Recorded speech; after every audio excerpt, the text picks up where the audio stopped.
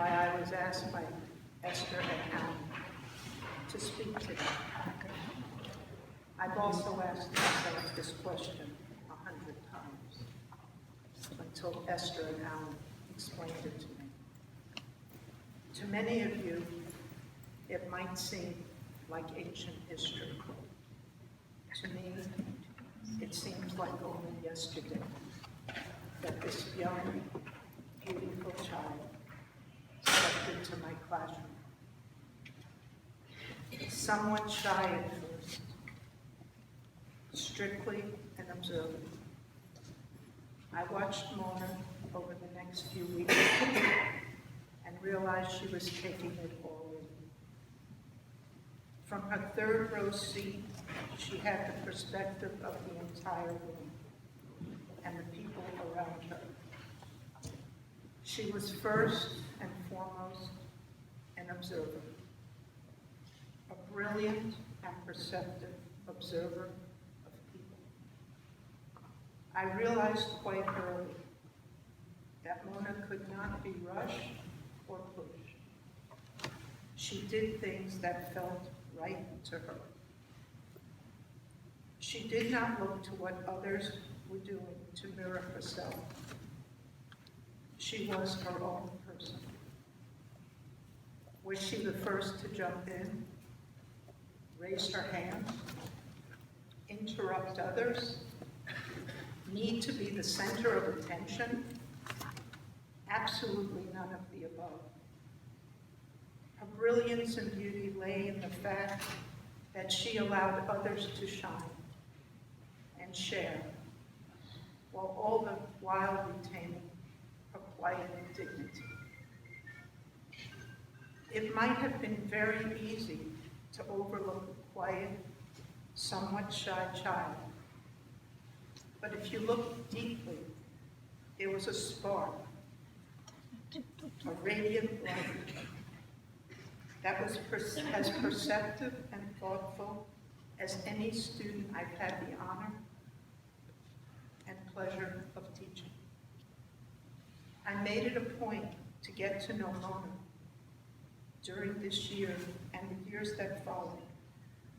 I went back and counted the days. We spent 168 days together that year. I was her observer, and she was most definitely mine. She watched my every movement and listened to every word I said. Within a few glorious weeks, a bond of trust began to form. It was through her exquisite writings and stories that I got a bird's eye view into this magnificent child and how she viewed the world. Through her writings, she was able to reveal her true self. As any great writer, it was Safra. While many students were still asking how many pages they needed to write, Mona defied gravity because she couldn't fill the pages fast enough. The words cascaded like waterfalls. This was Mona's gift. This was her identity with the world, and she grasped it with a mighty force. Yes, it sometimes took 3 to 4 hours to read one of her stories. By the end, I was transformed by the depth of what this 10-year-old child had composed. Where did the depth of language and vocabulary come from? Where did the structure and voice come from? It just didn't seem possible that someone so young was to have such a grasp of language, vocabulary, dialogue, and structure. Each writing was its own masterpiece. Mona and I made an agreement at the very beginning that I would act as her editor only. I would not change a thing except to offer my advice. It was the best pact I could have made. From stories, Mona progressed to poetry. This form of literature was her inner voice. She did not need to learn how to write poetry because she took to this writing instinctively. Does a bird need to learn to fly? Writing was her wings to the stars, and her inner voice to her soul. Mona's love for reading was all-consuming. Books took her to other worlds.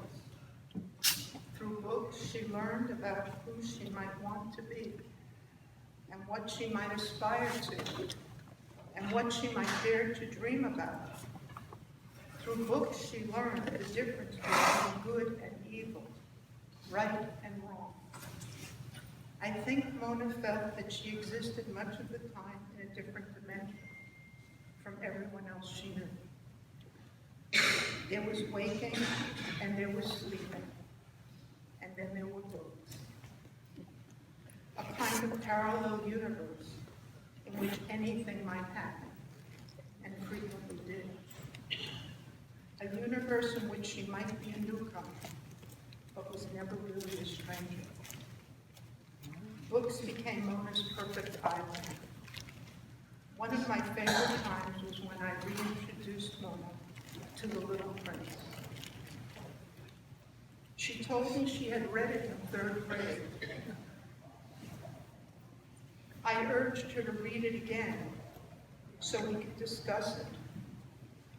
Well, by the very next day, she proclaimed she had reread it.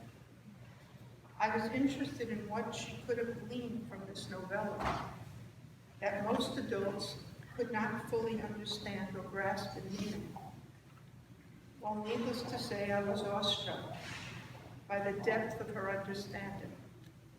Never before or again had I reckoned with someone who not only understood what Saint Exupéry was saying, but how deeply Mona understood how this parable reflected all of mankind.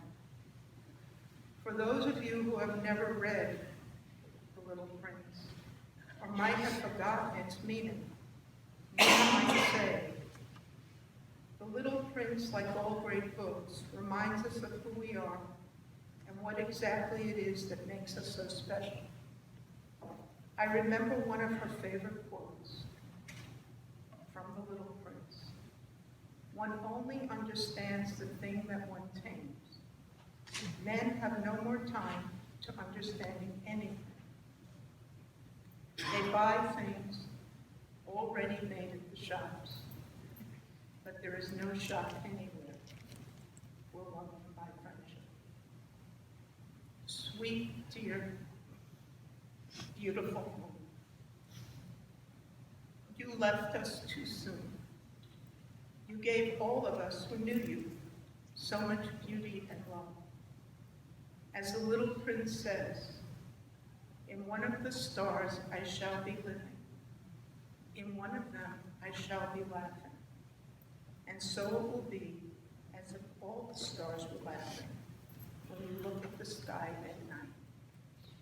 I know, Mona, you are looking down and watching, observing, laughing at the absurdity of it all. You joined when you had something to say, and you made a difference in the lives who needed your help.